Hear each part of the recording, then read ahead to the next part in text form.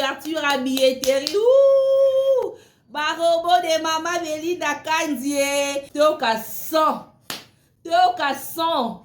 Je répète, 2 spectacles différents. Au Somba qui a le 8, précipité au Somba le 9. Yo au Somba qui pétait. Fais-toi violence. Yo au Somba ticket na yo passe ouverture à billetterie. Déjà le 29, lundi à 9h, billetterie Fongwami.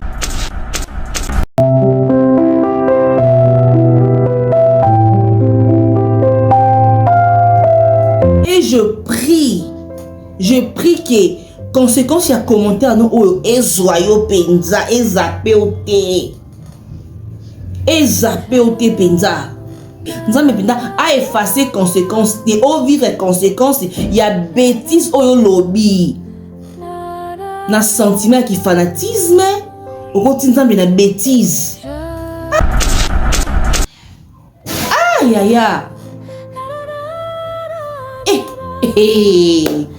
on dit que Batubabanga te. Alors qu'est-ce qui vous fait croire que il faut qu'un monta bota pour la heureuse na vie? Non, qui vous pas citer parce que ma fille Bellevie qui cite non. Parce que Bellevie, les insultes, les injures, des propos mensongers fait partie de sa vie. Amessa Nango, elle vit avec ça, au fait. Mais arrivé au point à Sanzambe, ngaba finganga awa na réseaux sociaux, que maternité bota, matrice na yo na bloqué ango. Ok, ok, maternité te, au moins que maternité. Ok, nous bien ensemble. Tout ce temps là dina mobalo la mukina mobalo ok maternité te merdi ok maternité te au moins que maternité ok ngana lobi merdi so abeli li boma te na katibu oh na on dit mamu na on loba que maternité abisa mwana na place tana apibie na Facebook ngana fanda na mo mais yo merdi que maternité abisa mwana na place tana apibie na Facebook ngana fanda na mo mais yo Nzamba kangisi mutu munoko, nzamba kangisi batu minoko. Ta nzambe basaka na aneti. Eza témoignage. Mokile monake. Tala moi si oyo. Ba pesa ka 2 filles. Mais nzamba lona longola de filles wana. Ce qu'on a barate ba ndeko yo. Oyo pesa nga défi. O bala ko finga ngai. To bo mona ba photo ba na publier. Ka bo mi lobelaka nini? Mais aujourd'hui, j'ai les enfants, naboti basi, naboti mibali. Nga bloka ofinga mutabala raté, abot raté, tout ça, tout na contre ngo. Na vraiment contre. O azwa kate aza zozo, ara la succès te, bilo kona nyonso. Ko fingi na mo tuté. O bata na faux compte oyo. Commentaire no to bombi yango. Ngetinga na bombiango etikali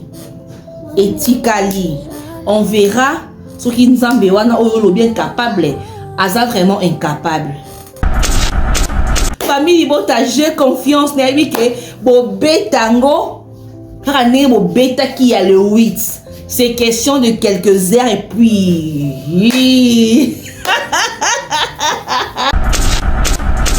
kina ndeni bota publier moi dans Facebook ngana va dans tala et ningi sa nzambe linga défité surtout ces genres de défis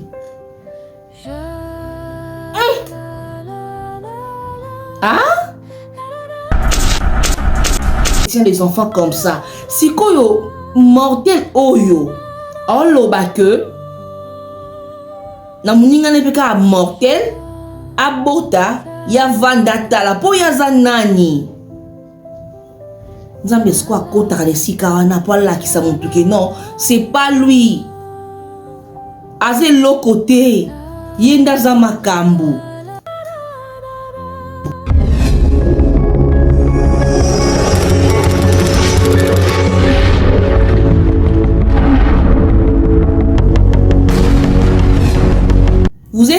sur votre chaîne Guingombe Télévision, l'univers de conscientisation.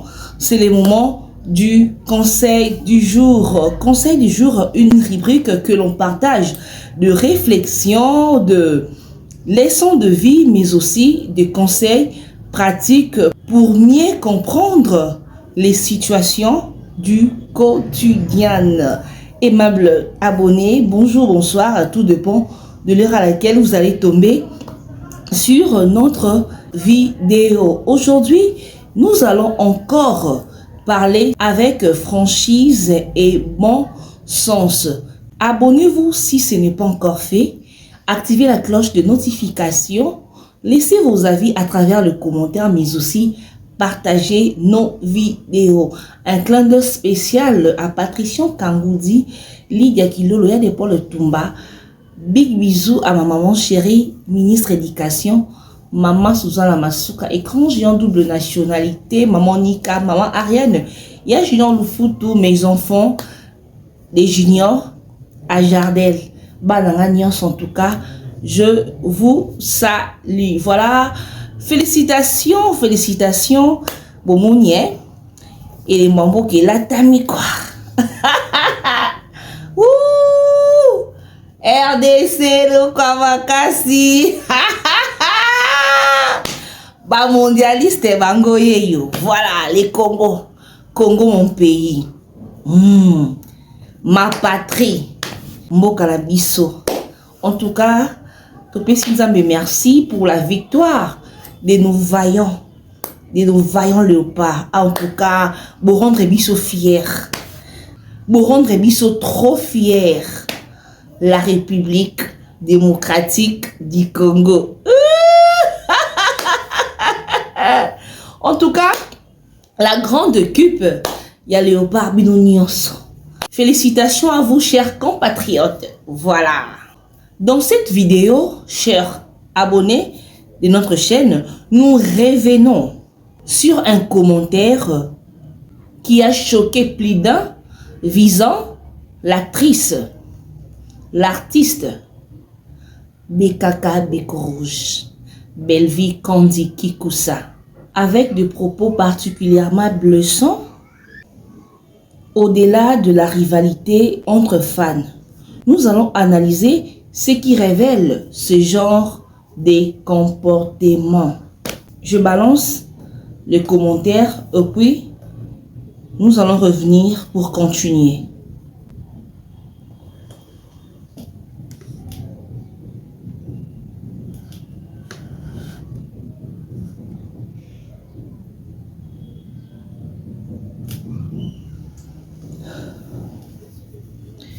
Voilà, vraiment c'est choquant.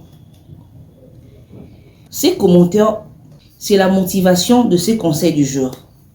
Chers abonnés de Guingombe et Télévision, internautes, chers internautes, quand on a un commentaire oyo, insulter Belvi qui cite, c'est pas nouveau. En tout cas, c'est pas nouveau. Et m'a dit l'autre il y a des années. Là vraiment c'est pas vraiment la motivation, mais c'est lorsque la personne ici a inclus Dieu, le créateur de toutes choses. Na conflit moko ya ba jeu, conflit moko ya maboke, conflit moko ya batu.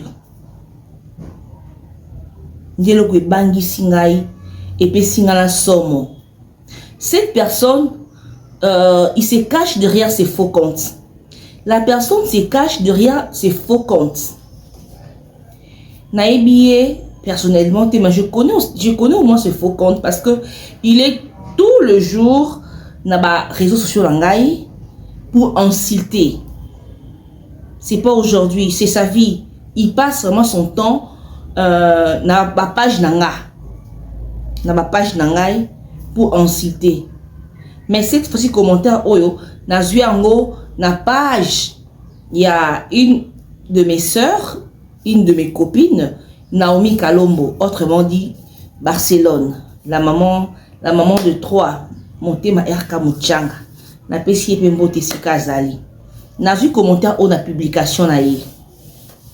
Chers internautes, chers fans, toke na mamango wapi. Toke na ngo vraiment makambango. Et comme mabé. Et comme vraiment mabé.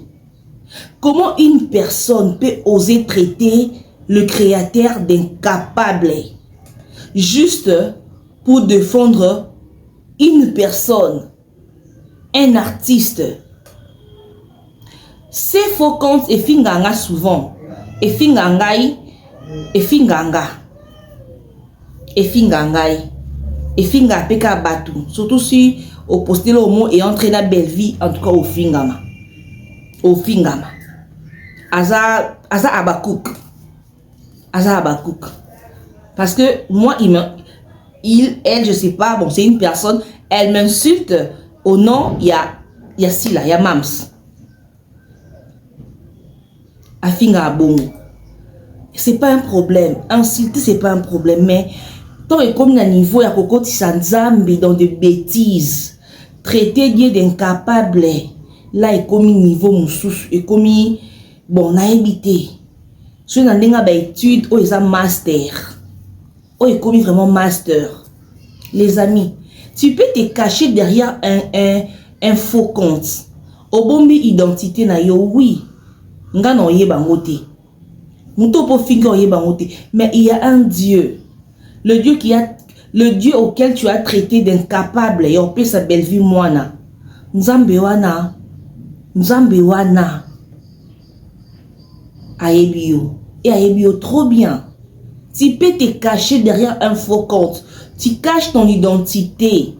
Oui, tu es bioté. Même Bébé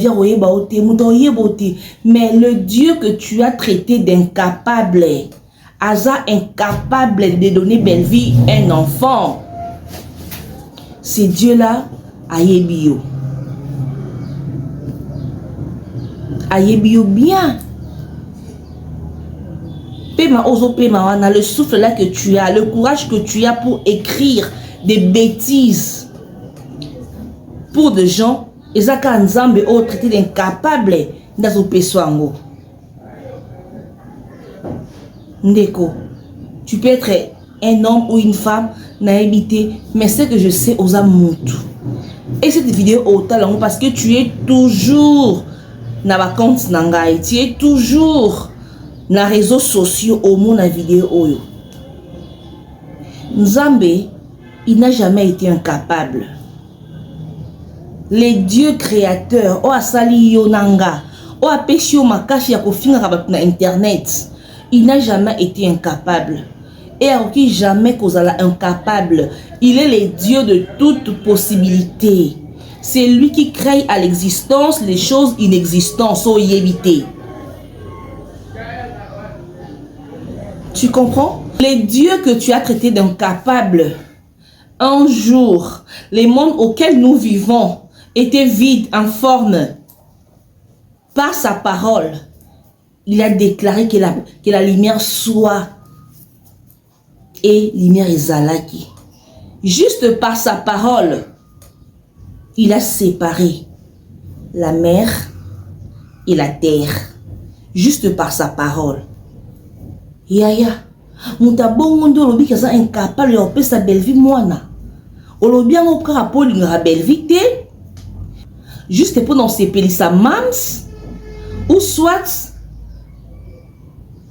na comprendre yote niveau là beaucoup manangonde nini.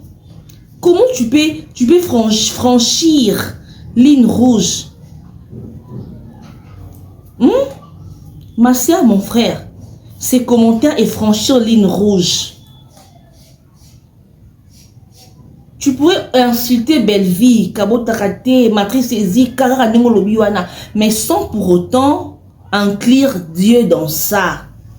Mon frère, ma soeur, là où tu te caches, tu dois te repentir. C'est très dangereux. Aujourd'hui, les gens oublient. Le yengi à réseaux sociaux et ça le sabatou du n'importe quoi. Et ça va tout, bon, dépasser la limite du tolérable. Les gens dépassent, voire même la limite il y a tolérable. Par simple sentiment qui fanatisme. Et ma conséquence, il y a ma acte nabino. Pas aujourd'hui, même pas demain, mais il y aura un jour. Ce qui est sûr, vous allez récolter. Vous allez récolter. Et moi, je prie Dieu. Et ça la bas nabinoté. Bino mo de bo récolter ango. Bo récolter ango vraiment ce que vous s'aimez. Na sentiment à réseaux sociaux, na sentiment qui fanatique. Non, non, non, non, non, non, non, non, non, non. Non, non, non, non, non. Il n'y a que na comédie congolais où on trouve des polémiques qui détruisent des vies. Naïba la fanatique aussi parce que ndoki ba uta deuxième monde ne ba bima ou soit ba ka bat le roi de tinga boye. Non. Non. D'ailleurs si tu es là qui fait la montu mo songolo. Lorsque je sillonne les réseaux sociaux, dès que je tombe à un contenu où il pleure en Haïti, je passe carrément. Je passe. J'ai l'impression comme si par ma soum ou autre, parce que dans les réseaux sociaux, ils pensent que Nzambe a compté en côté. Les amis, vous pensez au moins ici que état la Nzambe té, hein? Tu débarques dans la chaîne à Moutou pour insulter, pour laisser des propos inutiles, pour la nuire personnalité et la réputation d'une personne. Bokansa Nzamba compté en côté. Bokansa bongo, yaya Nzamba kontaka. Oyo fingi na réseaux sociaux, fingi na commentaire. Yebake, na muto ba fingi mutu na libanda. Ezaka nde moko. Ezaka ndenge moko les amis. Omoni Nzambe, Nzambe ba défi akete. Si vous avez la pose à Belvia Bota, nde bolobi wana, bo continuer avec ce genre d'insultes. Les amis, vous qui insultez tout le temps Belvia Bota qui cite, c'est bien. Mais si vous avez Belvia Bota, continuez avec ce genre d'insultes. Au fin des réseaux sociaux, ils ont les soum. Au conseil comme les réseaux sociaux, ils ont les soum. Et gardez nature dans les soum, les amis. Eh, au lieu qu'il y a des commentaires, on a dit mon Dieu, jusqu'à ce niveau. Eh, non, qui ne pas citer parce que ma fille Bellevie qui cite, non. Parce que Bellevie, les insultes, les injures, des propos mensongers fait partie de sa vie. À Messa-Nango, elle vit avec ça, au fait. Mais arrivé au point à Koko Tsanzambe, tala, bino boye baraté. Eza mutu mususu, Nzambe, aïbi neye. Mais bon, ma ça la calmement. Dès que Bobandi ko combattre yé, ya replacer ba défi. Nzambe aningala bina ningani atali a bon à s'intéresser davantage dans mon toana. Nzamba linga ba défi. Botu nanga. Les internautes, ngala vanda na ndaku. Mudo finga na réseaux sociaux. Ola finga na e, ninga leko finga. Ça se comprend. Il y a qui na ba défi. Défi on dit que non na réseaux sociaux ba rendre matériel non, à quel na bongoté. À quel na ndeni. Bota. Publiez moi dans Facebook ngala va dans Natala. Et ningi sa Nzambe. Nzamba linga défité.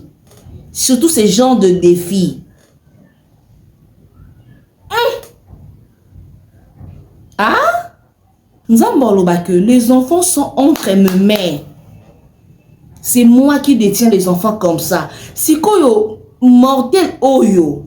On loba que na muninga ne peka mortel abota ya vanda tala po ya zanani nzambe sko akota le sikawana po la kisa mutuke non c'est pas lui aze lokote yenda za makambu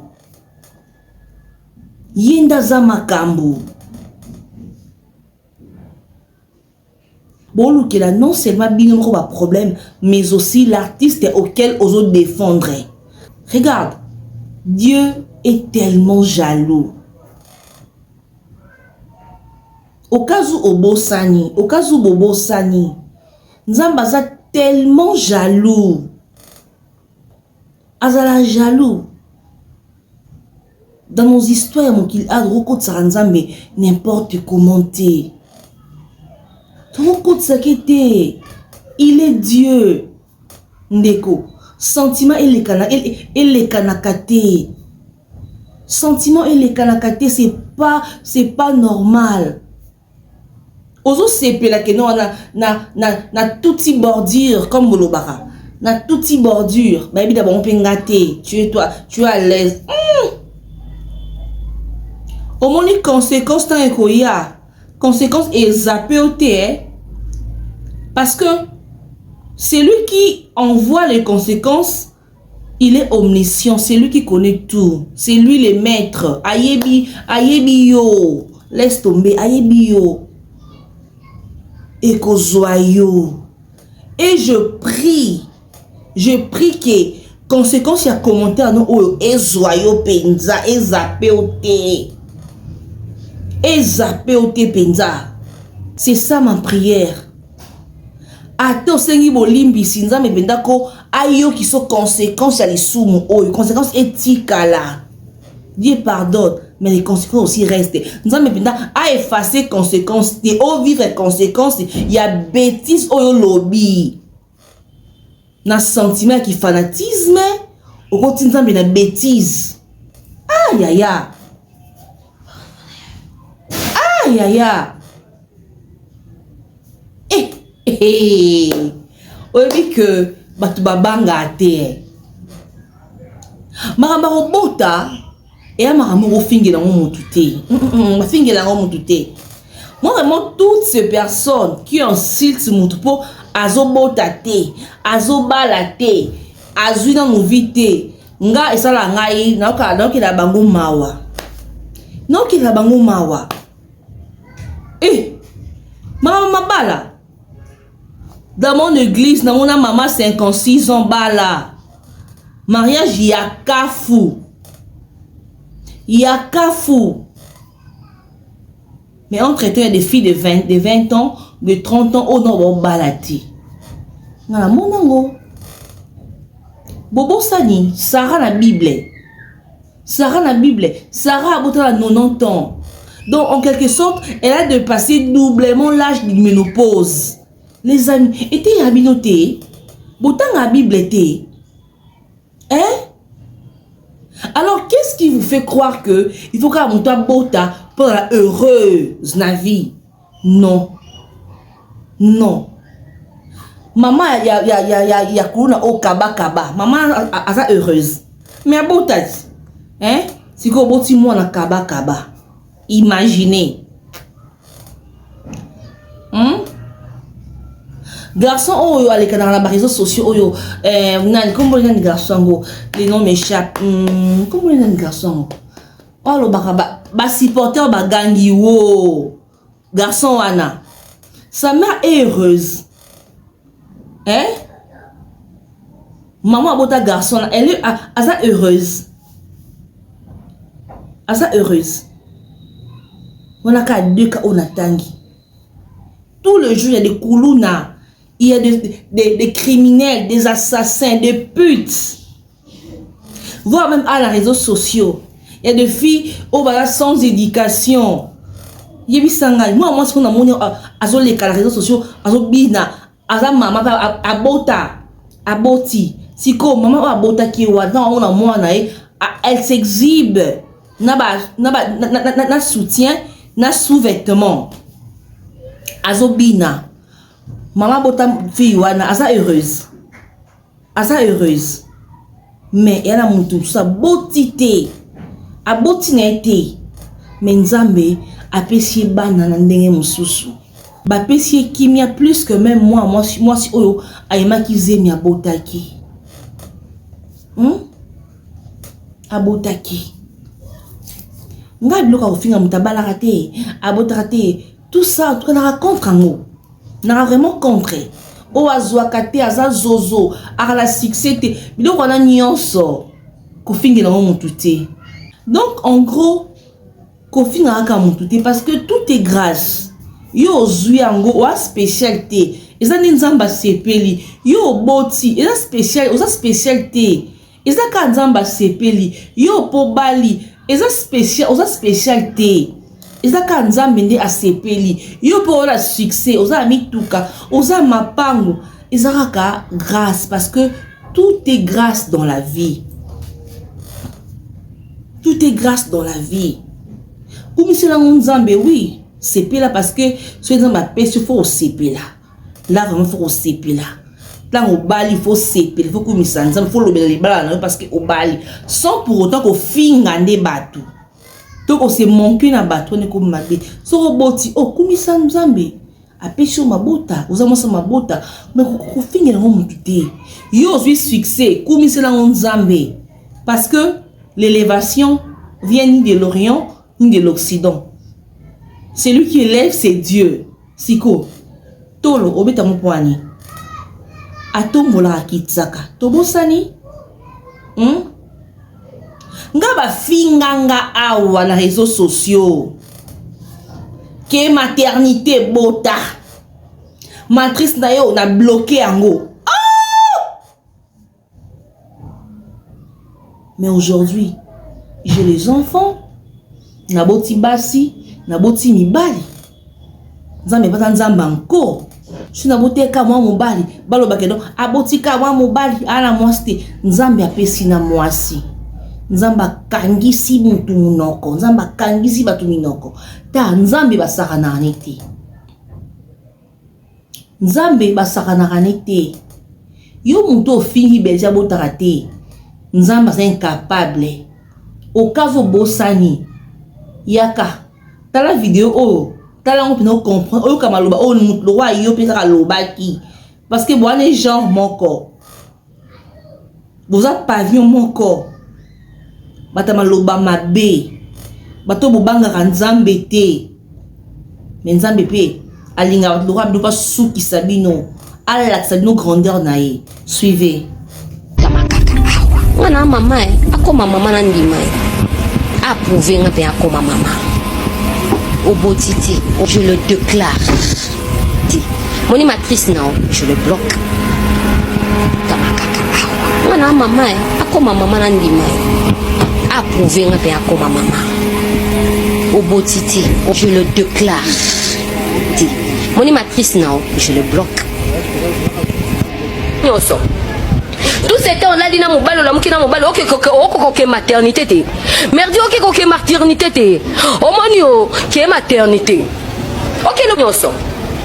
Tout c'était on a dit na mobalo la mukina mobalo ok maternité te merdi ok maternité te omonio que maternité ok no ngana lobi merdi so abeli liboma te na katibu oh na oyebi mamu na oloba ngana lobi merdi so abeli liboma te na katibu oh na oyebi mamu na oloba merdi ake maternité abimisa mwana na place tana apibie na Facebook ngana fanda na mwana mais yo merdi ake maternité abimisa mwana na place tana apibie na Facebook ngana fanda na mwana mais yo yango mona ngai toutefois je publie mes enfants sur les réseaux sociaux.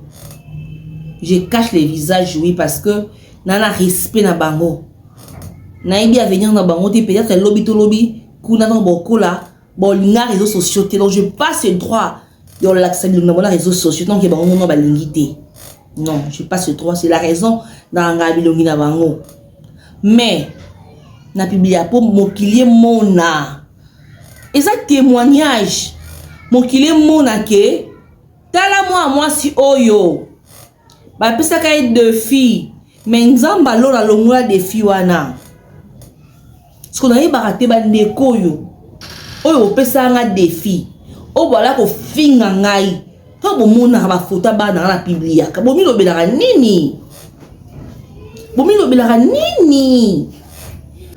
lobelaka nini bapesa mutu défi na vie te bapesa mutu défi te bandeko makambo elekana na réseaux sociaux baproblème oyo eyaka oui elekanaka mais biso oyo tomonaka yango to observe yango totizaka leson moko boye etikalaka biso c'est vraiment important soki totire baleson te eza vraiment mawa eza mawa cette personne cachée derrière ses faux comptes azwi na leson na vie te parce que mutu aza na leson na vie oyo observaka mambo elekaka na mokili oyo il peut jamais arriver à ces points à cause de soutenir mutu.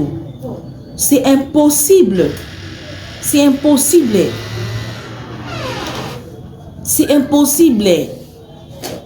bandeko bino oyo vous êtes là pour se manquer de gens ko se manquer na bala basi pona na botité yebarake mutu apesa mabuti za nzambe pe nzambe pa na ye azana limite te il est capable en tout et pour tout s'il décide à salaka kobota ndeza nini et pas nzambe kobota ezi loko te libala pe ezi loko te voyage ezi loko te bozwi ezi loko te en fait nyonso eza eloko te devant nzambe soit décidé à osalango na mutu asepeli même si on dit que belle vie asa incapable au bota même nzambe asa incapable même si pour boti même sous vie au belle vie asa nango yuza nango te tu vois pour dire que mutakoka la vie azate ngana koza nga ndako mais na mwana yuza ndako mwana te. Donc, quand on lance la prière, non, bah Seigneur, bénis-moi. Il y a une part, on peut aussi la prière, Banzambe. Seigneur, donne-moi un enfant. C'est comme ça. Vous soupez, Anna Mongo, Anna Libala, Aboti, mais Anna malade. Donc, on a prié Nzambe, donne-moi l'argent, donne-moi le visa. Il dit, Seigneur, guéris-moi. La maladie ici. Et Oumeli, Seigneur, je souffre. C'est comme ça. En réalité, nous sommes tous égaux. Toi, tu es mon corps. C'est que il y a quelque part, aux moi Y qui m'ont roboyé. C'est comme ça. Nous avons pas dans la maramne bongo. Donc, ça vaut pas la peine. Yo finga baninga.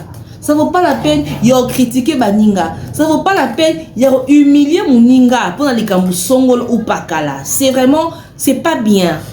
Ce n'est pas bien. Et surtout de filles, des filles nzambeti. Sur des filles nzambe ba que coûte au tomber. Au kweya, au yokara soni. Pour nga na yebi ke bato bala ko finga nga ke na bota te. Na ke ni maternité. N'a publié, n'a robé à Liboma, comme ça, aujourd'hui. 6e année en haut. 6e année en haut. Depuis, Balakan qui n'a robé à Liboma. 6 ou 5 ans. Depuis, nous avons la kangake. Si nous avons Soki, n'a bé Liboma te a 4 Bible. Ça fait 5 ou 6 ans na bela appelé Bomati parce que ma vie c'est entre les mains de Dieu. Ça fait 5 ou 6 ans balobala ngai que na bota na publié moi na Facebook bavanda ba mona nzamba longwe na défi wana na publié bana moi na me bana na Facebook. Nzamba suki selanga batu akangisa batu minoko yo pe ndeko o commenter boy commentaire o nga na bombi yango à moins que Nzambe asa juste été à moins que Nzambe asa pira incapable ndengolobi mais ce qui Nzambe asa capable Oh, Apia Sarah Bana. Apia Sarah Moana. Après avoir dépassé doublement l'âge à ménopause. Oh, Apia Sarah Bana. Après avoir matrice, n'a pas qui va bloquer. Maintenant, va débloquer matrice Apia Sarah Bana. Puis à lundi, ça, n'a pas la cabo 1 mois tard, Zeni. 7 mois tard, on se fait laisse tomber. Laisse tomber. On ne blague pas avec Dieu. Tout ça, on a besoin de au fingani, insulte, mais pas avec Dieu. Pas avec Dieu. Mais comme bal ton de commence au battement na focus oyo. Commentaire notre bombi yango. Ngetinga na bombi yango etikali. On verra ce qui nous wana oyo bien capable. Aza vraiment incapable. Merci beaucoup, chers internautes, pour l'attention que vous avez accordée à ces numéros. Je vous en supplie. Je vous appelle de vous abonner sur notre chaîne. S'il vous plaît, partagez nos contenus. C'est parmi les moyens de nous soutenir. Nous avons besoin de vous. Parce que sans vous, la motivation zéro. Mais avec vous, nous sommes toujours motivés. Il y a de bonnes choses. Merci beaucoup pour ce que vous faites déjà sur notre chaîne. Continuez ainsi. Un bisou à monsieur mon mari. Lui c'est Josué Gingombe. Les papas de J. Les papas de Guylaine. Autrement dit, le ministre de Défense. Il y a République unitaire familloise. On se retrouve très prochainement pour un nouveau numéro. Mais déjà. Lobby le 29. Le 29, ouverture à billetterie. Ouh! Barobo de Mama Belinda Kandie. Nos coussins. On vous attend. Théoka 100. Je répète. 2 spectacles différents. Au Somba qui a le 8. Précipité au Somba le 9. Yo Somba qui pété. Fais-toi violence. Yo Somba ticket na yo. Parce que lobby est à ouverture à billetterie. Déjà le 29. Est à lobby lundi à 9h. Billetterie Fongwami. En tout cas, félicitations. Na bato baroya avant parce que on est barozoa billet. Barobo j'ai confiance. Famille Bota j'ai confiance. Na que bo betango. Karané bo beta qui a le 8. C'est question de quelques heures et puis... Donc, merci beaucoup. On se retrouve déjà demain à Soda, tu as mon Sony. Soda, tu as propre. Babi avec famille Libota, c'est question de quelques heures. Et puis, aussi, ici dans l'histoire, Wana, Tomo Lukaba Visa, Tomo Lukaba Bilama, Lata, na spectacle. Famille Vota et les meilleurs fans du monde. Toujours